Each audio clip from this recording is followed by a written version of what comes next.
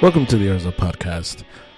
Wednesday, we have, because of the scheduling and not even the scheduling, honestly, because of the technical difficulties I had last night, or tonight, yeah, depends how you want to look at it. Because of the technical difficulties, the pod on Monday went up on Tuesday, and I have a pod on Wednesday. So it's just, you get a little more this week. So I wanted to expand on the stuff that I was talking about yesterday about LeBron and him going to Philly, him choosing Philly, not choosing the Warriors, and so I wanted to kind of expand a little bit on that. And so he chooses Philadelphia. He's teaming up with VJ Edgecombe, Maxey. He's Jaylen Brown and Joel Embiid, Nick Nurse, and that whole crew. And so it's one of those things that we have come to this realization, and we've come to this understanding in basketball that the players are going to choose the best option for them. In baseball and football, it's still about the money mainly. In basketball, we've moved away. There's no, and I say this very lightly, because there's no real loyalty in sports anymore. So I don't want to say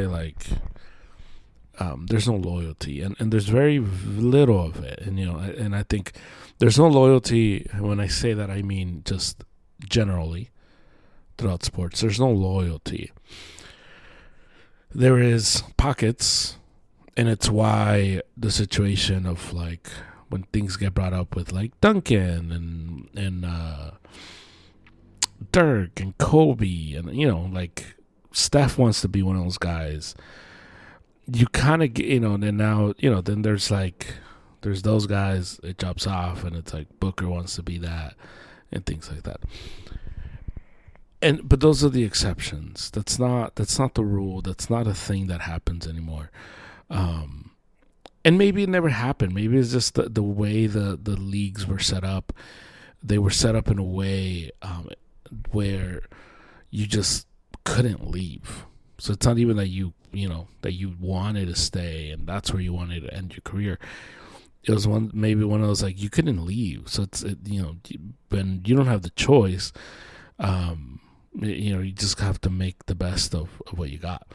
And so when we look at the LeBron situation, and he definitely is the guy who started, the player empowerment era, the movement, the choosing your best team, and kind of making the NBA into the AAU type of, league. And the NBA has no problem with it. The NBA business has no problem with it, because it does good.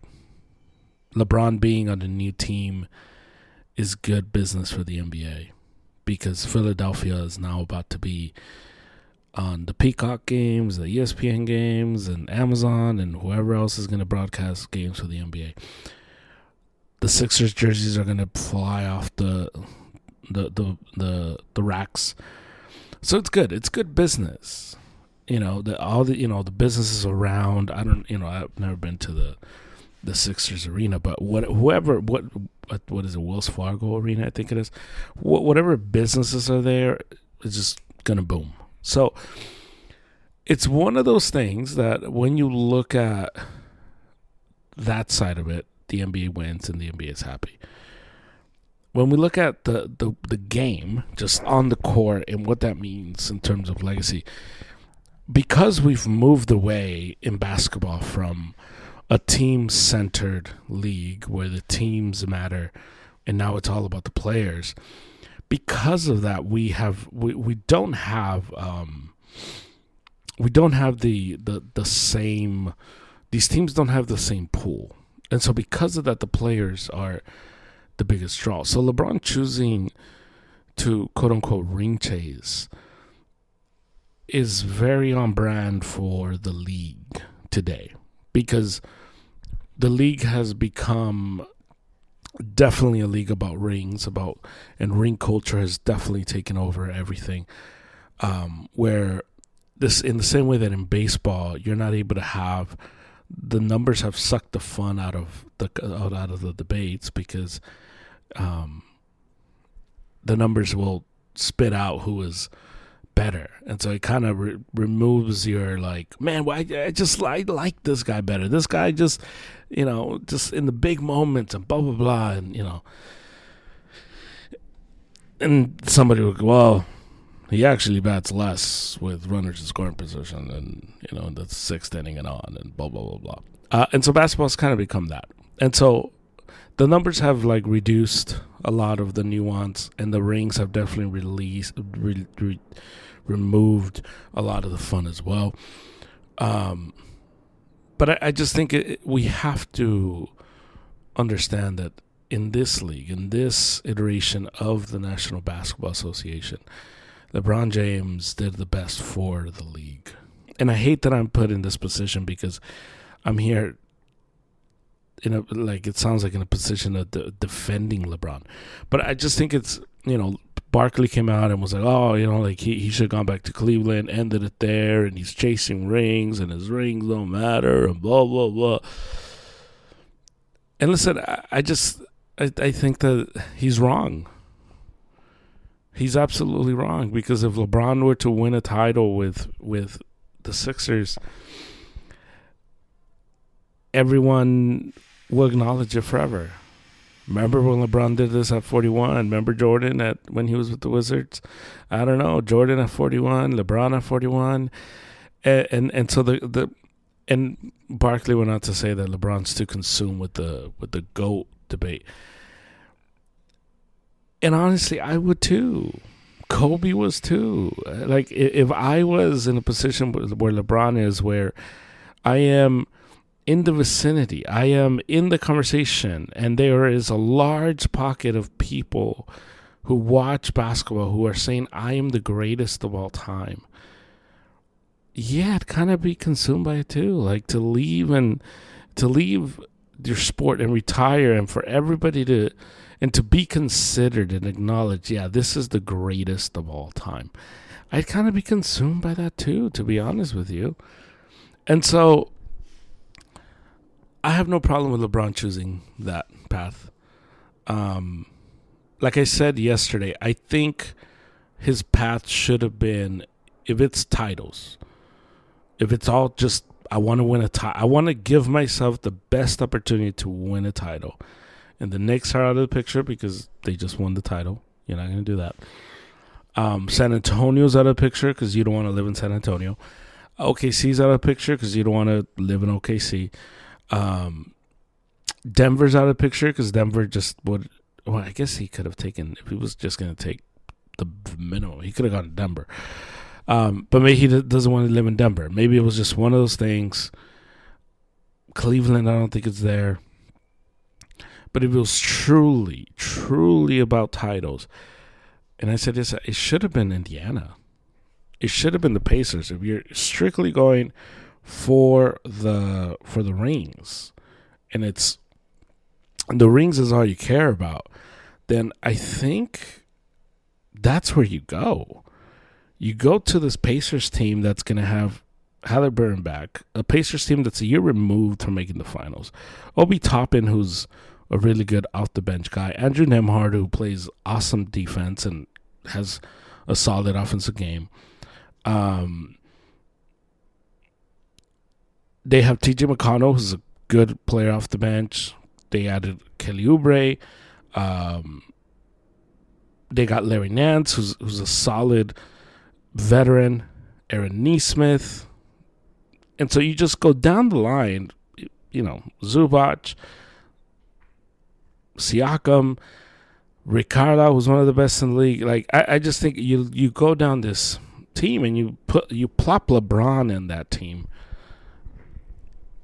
in 2026 in the East, and I think that gets you to the finals. With Philly, you need everything to go right. And I think you're asking a lot from a team and a group of guys that it hasn't always gone right.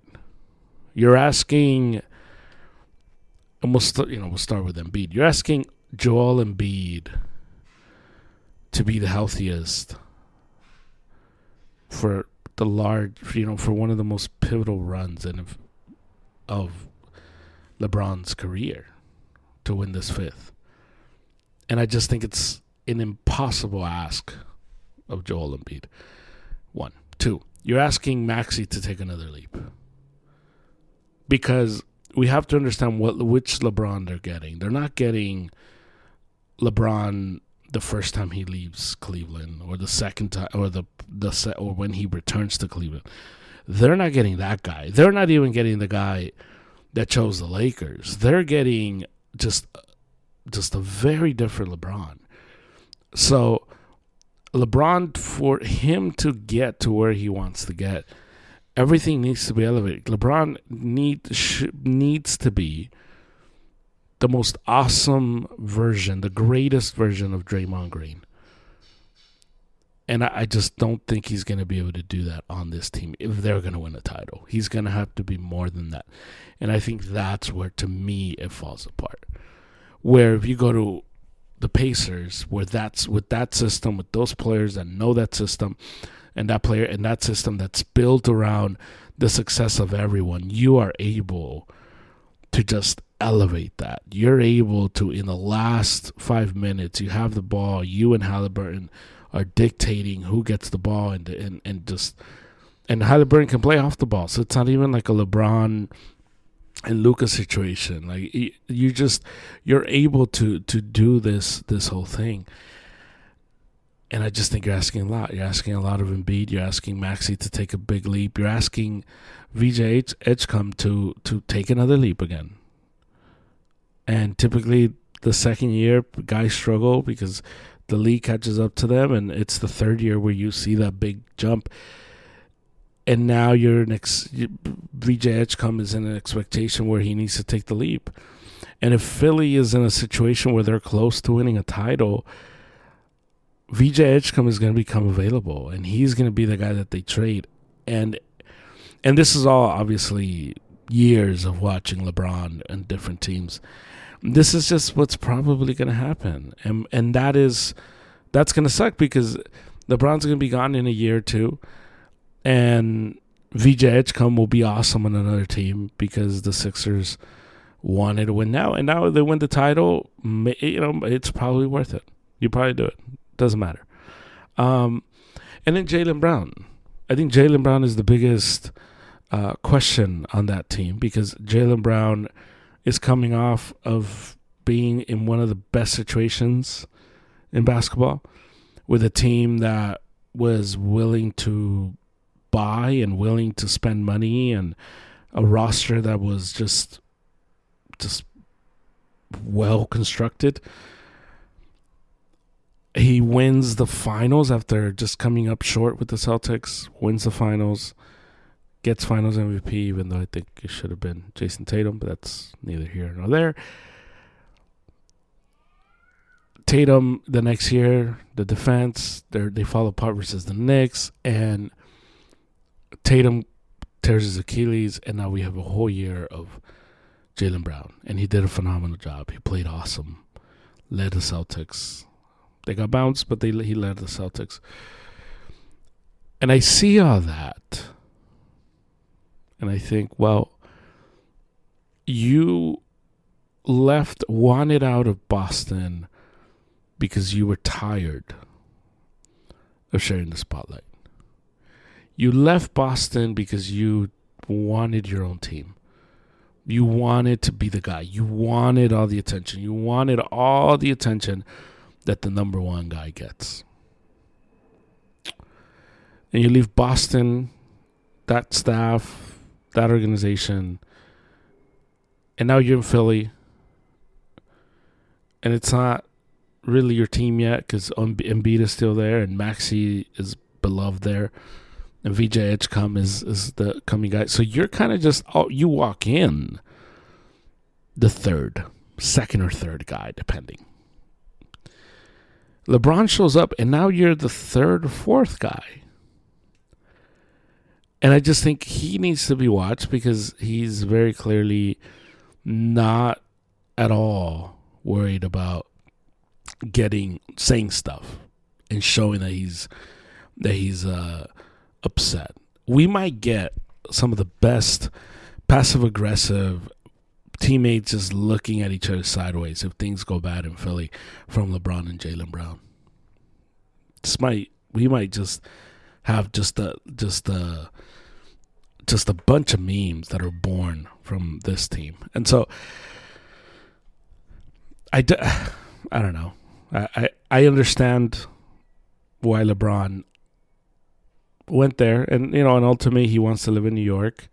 You're not going to play for the Nets. You're not going to play for the Knicks.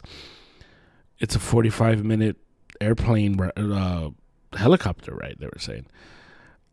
Which, it is what it is. But,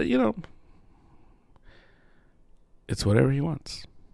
So, as a Laker fan, I'm glad he's gone. But I just think we should pump the brakes on this idea that what he's doing is whack, because everyone is doing it. It's just whack when it's not your team. Like if our teams were that Warriors team that got Kevin Durant, we would have no problem with it. We might say we would, but we wouldn't. We just would be like, cool, man. Let's do it. You guys are all haters. And I think that's just not be complete haters to the Philadelphia 76ers. Let's move on. Steph Curry. Steph Curry is in a situation now. He has a returning eventually Jimmy Butler. He has Draymond Green, who just resigned 1-year extension. Steve Kerr, who we weren't really sure if he was coming back until the very end, and he comes back. And then Joe Lacob, the owner of the Warriors, comes out and says, "Yeah, I'm kind of waiting to build after Steph." And Steph Curry obviously gets the Kobe treatment, the Duncan treatment, the Dirk treatment. He's royalty in Golden State. But the sports landscape has changed so much. And I think maybe a year ago I would have said, like, there's no way he moves. And I think I'm still, like, pretty, like, 80%, like, no way he moves. But he could move. I don't think it's as shut anymore. I think the door is, like, open. Because the Warriors have tried and tried and tried to make this happen. And it just hasn't. And a big part of it is their unwillingness to cut with Draymond Green.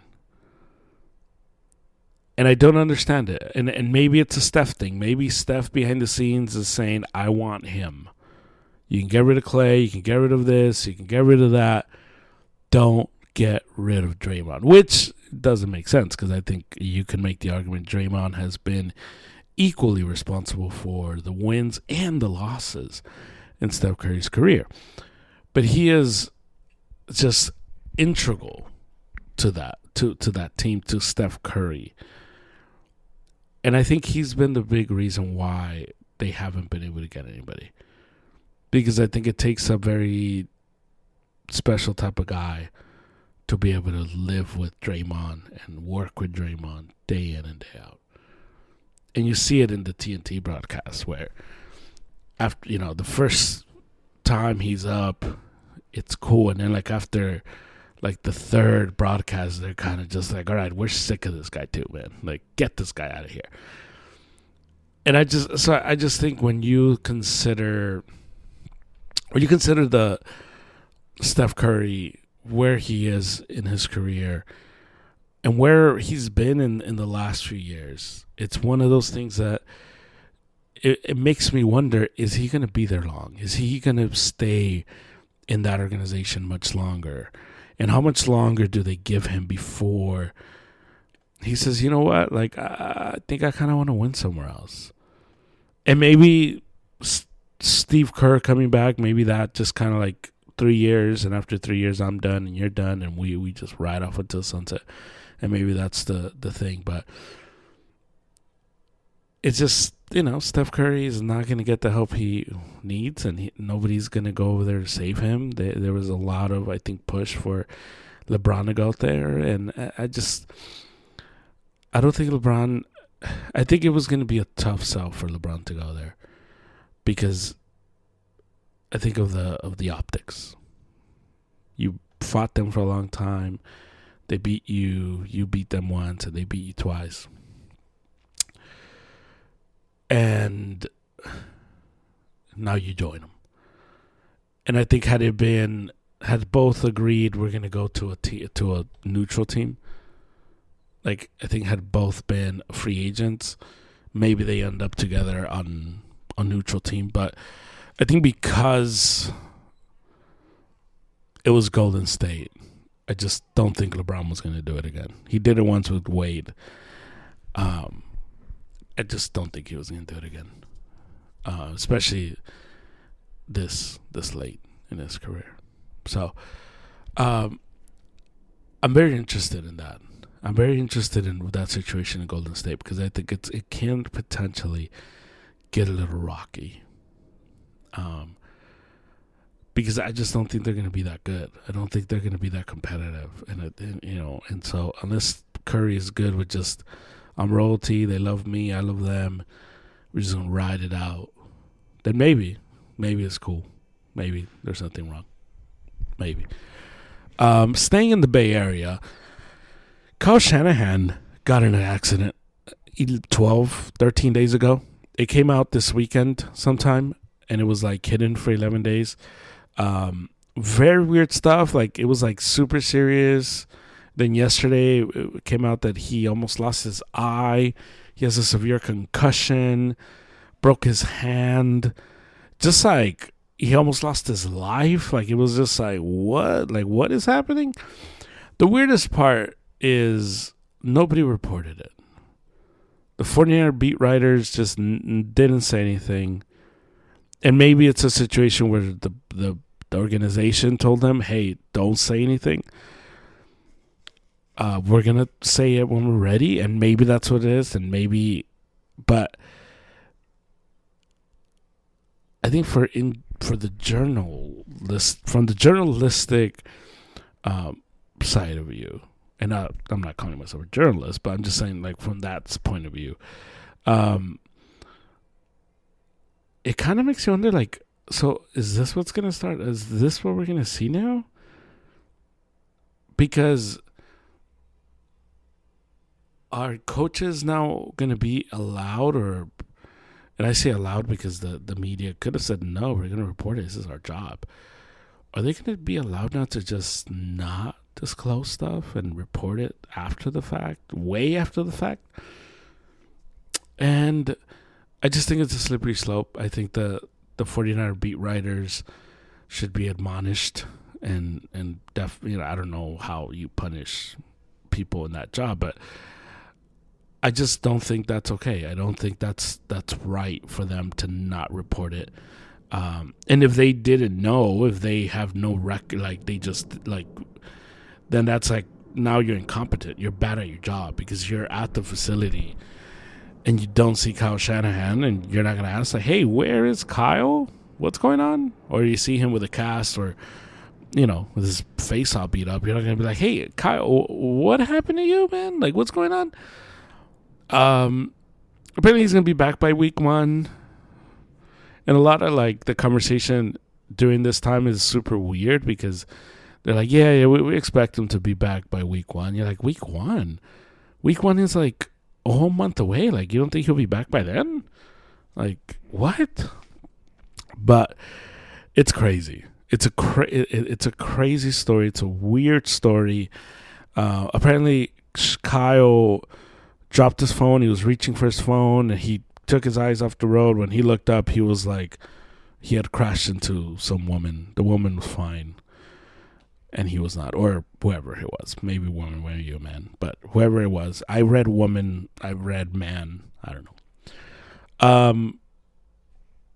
It's a weird story, and I'm bringing it up because I just think from the journalistic point of view, I think it's a very slippery slope when these things are not being reported as they're happening, because now there is a separation between the team and the writers, and I know there's like a relationship that they have and all that, and it's part of the job, and the relationship helps the journalists keep the relationship, and the better relationship, the more scoops. So I get all that, but you also have a job to do, and there's also an integrity behind it where you are able to just produce the news. And so I thought it was very weirdly covered by the 49ers and by everybody around them. It's just a weird story, and I wouldn't be shocked if like something comes out that like, well, actually, somebody was intoxicated or something like that. But very weird indeed. And I wanted to close out the pod, very short pod for you today. I wanted to close out the pod with just keeping you on with just I want to like flag and like kind of throw a flare in the air. Soccer's coming back. Football is coming back. Not the World Cup, but league play. So we'll get into all of that as that develops as well into August. But it's an interesting time right now where the sports scene is all on baseball and the NBA and the NFL. But I think this weekend we get NFL preseason games for those that watch that. I don't watch that, but for those that do, football's back, I guess. So enjoy. I'll talk to you again on Friday with Christian Worldview Fridays. Until then, go Sox.